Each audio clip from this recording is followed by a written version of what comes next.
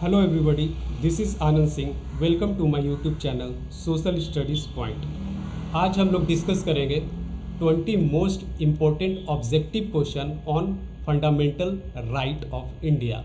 तो fundamental right की एक वीडियो मैंने बना रखा है, आप मेरे चैनल पे जाकर देख सकते हैं। आइए स्टार्ट करते हैं। हमारा जो फर्स्ट क्वेश्चन है, which part of the Indian constitution deals with fundamental right. जो फंडामेंटल राइट है कॉन्स्टिट्यूशन के किस पार्ट में है? ये ऑप्शन है पार्ट 2, पार्ट 3, पार्ट 4 या पार्ट 5। तो हमारा जो आंसर है ये पार्ट 3 में रखा गया है, जो कि फंडामेंटल राइट आर्टिकल 12 से 35 के अंदर में आता है और पार्ट 3 में रखा गया है। नेक्स्ट क्वेश्चन है हमारा, how many fundamental rights are currently guaranteed by the constitution of India या कॉन्स्टिट्यूशन। तो कितने फंडामेंटल राइट की गारंटी दी गई है? 5, 6, 7, 8। तो टोटल जो हमारा है वो 6 गारंटी है। पहले क्या था? इनिशियली पहले 7th गारंटी थी, जो कि जिसमें से 7th गारंटी कौन था? वो right to property. Right to property ये राइट हटा दिया गया है। अब हटाने के बाद क्या है कि अब टोटल 6 राइट है हमारे पास। ठीक है। नेक्स्ट है हमारा, which fundamental rights are remove from the list of fundamental rights. तो इसमें से ऑप्शन है आपका right to equality, right to freedom, right to property, right against exploitation. तो इसमें से कौन सा है जो राइट को रिमूव कर दिया गया है? तो हमारा जो आंसर है वो है आपका राइट टू प्रॉपर्टी। अभी मैंने बताया आपको, राइट टू प्रॉपर्टी को रिमूव कर दिया गया है। नेक्स्ट क्वेश्चन है, which article guarantees equality before law. तो इसमें से कौन सा आर्टिकल है जो गारंटी देता है इक्वालिटी बिफोर लॉ को? तो ये है हमारा 14। क्यों?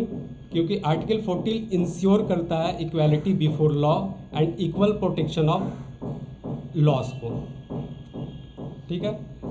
5th क्वेश्चन है हमारा, विच आर्टिकल अबोलिशेस अनटचेबिलिटी। तो इसमें से कौन सा आर्टिकल है जो अनटचेबिलिटी को अबोलिश करता है? ऑप्शन है आर्टिकल 16, आर्टिकल 17, आर्टिकल 18, आर्टिकल 19। तो आर्टिकल 17 है, ये अबोलिश करता है। Untouchability is abolish and it's practice is punishable by law. तो ये कोर्ट के द्वारा आपको पनिश भी किया जा सकता है अगर आप इसे करते हैं।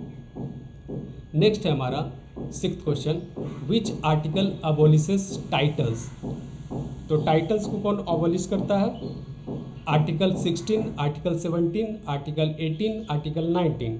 तो आर्टिकल 18 है, ये अबोलिश करता है टाइटल को। नेक्स्ट है हमारा 7th question, which article guarantees the 6 freedom to citizens. तो इसमें कौन सा आर्टिकल है जो गारंटी देता है 6 फ्रीडम टू सिटीजन को? तो हमारा ऑप्शन है article 18, article 19, article 20, article 21।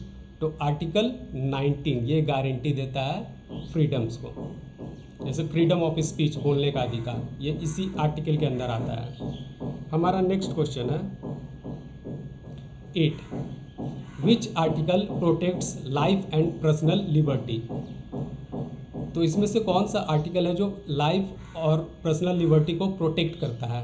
Article 19, article 20, article 21, article 22। तो राइट टू लाइफ इसके अंदर भी आता है। आर्टिकल 21 ये लाइफ को हमारा प्रोटेक्ट करता है। आर्टिकल 21 इम्पोर्टेंट है, याद रखिएगा। ये बार बार पूछा जाता है एग्जाम में, तो आप याद रखेंगे इसको।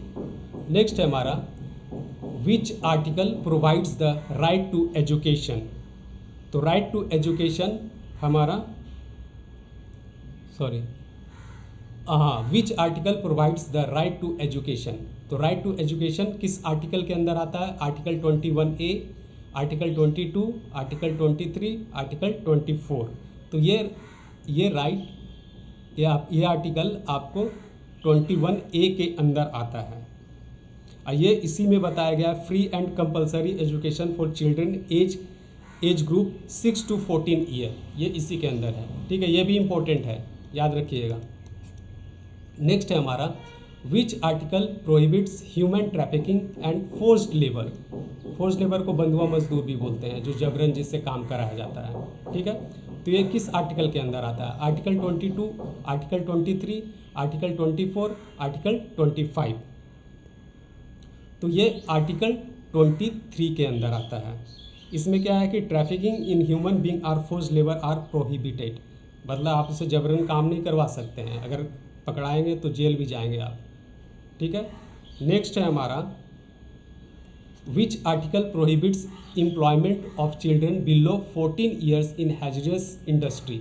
तो जैसे होते हैं ना, जैसे खतरनाक, मतलब जहाँ पे जानलेवा इंडस्ट्री है, जहाँ पे बच्चों को मतलब जाना मना है, जहाँ उनको जान का खतरा है, अगर वहाँ पे वो काम वाम करेंगे तो, ठीक है, तो वहाँ पे जाना इन लोग को मना है, जो बिलो 14 ईयर ओल्ड है, ठीक है।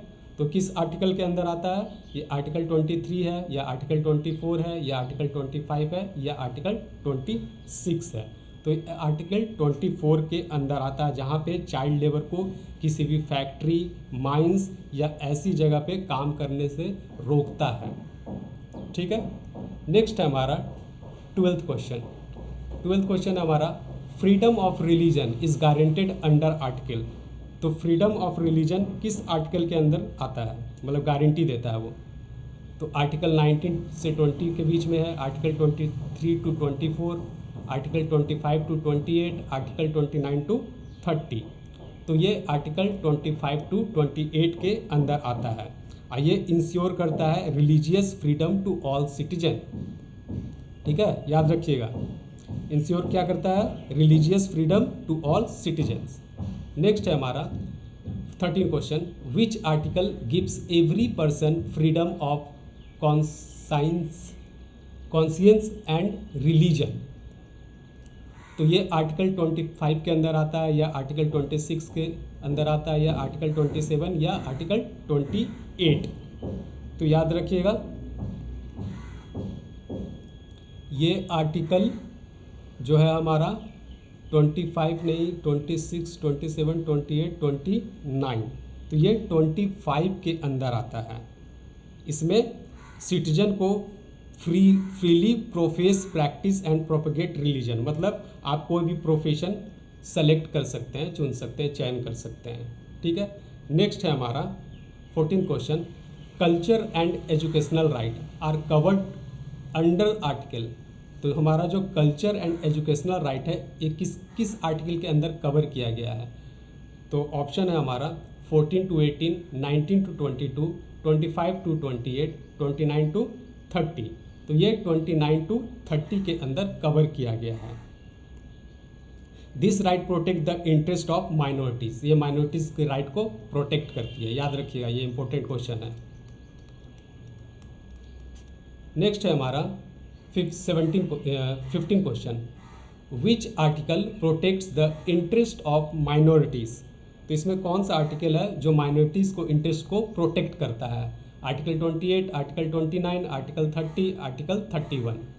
तो ये आर्टिकल 29 के अंदर आता है, जिसमें माइनॉरिटीज़ को इंटरेस्ट को प्रोटेक्ट करता है। हमारा जो 16 क्वेश्चन है which article gives minorities the right to establish educational institution. Option है आर्टिकल 29, आर्टिकल 30, आर्टिकल 31, आर्टिकल 32। तो ये आर्टिकल आपका 30 है, आर्टिकल 30 के अंदर आता है, ठीक है। नेक्स्ट क्वेश्चन है हमारा which article is known as heart and soul of the constitution. तो हार्ट एंड सोल किस आर्टिकल को बोला जाता है? ये मैंने अपने लेक्चर में भी बोला था कि ये बहुत इंपॉर्टेंट क्वेश्चन है। तो इसका आंसर है आर्टिकल 32। और ये किसने बोला था? ये B.R. अम्बेडकर जी ने बोला था, B.R. अम्बेडकर, ठीक है, AMBEDKR, अम्बेडकर, याद रखिएगा। ये आर्टिकल 30 को heart and soul doctor Ambedkar ji ने बोला था।